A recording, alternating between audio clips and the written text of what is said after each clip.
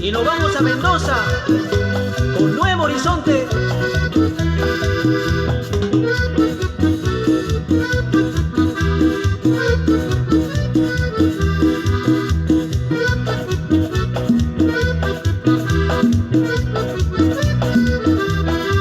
En el verdor vegetal, con rocío de amontado, se divisa desde lejos un Edén encantado, que atrae como un imán su gente y su festejo, que atrae como un imán su gente y su festejo.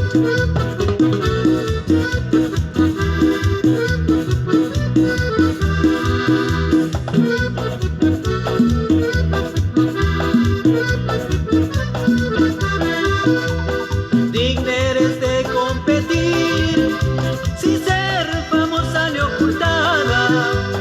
Digna eres de competir sin ser famosa ni ocultada. Tu gente es afortunada y tiene gran porvenir. Tu gente es afortunada y tiene gran porvenir. ¡Ay, ay, ay!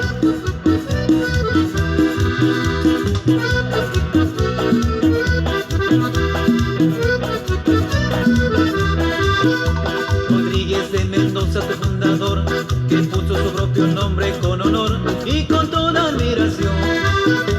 Rodríguez de Mendoza, tu fundador, que puso su propio nombre con honor y con toda admiración.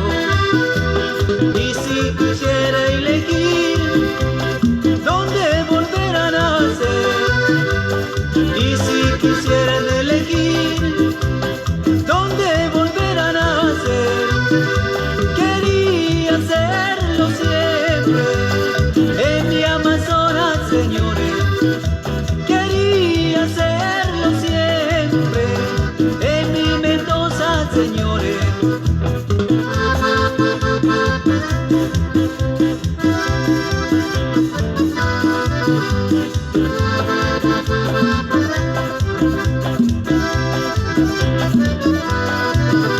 Quería hacerlo siempre en mi Amazonas, señores.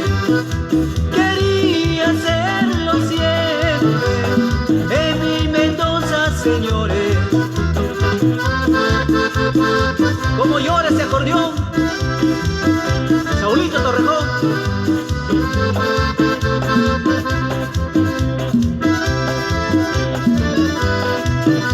Quería hacerlo siempre en mi Amazonas.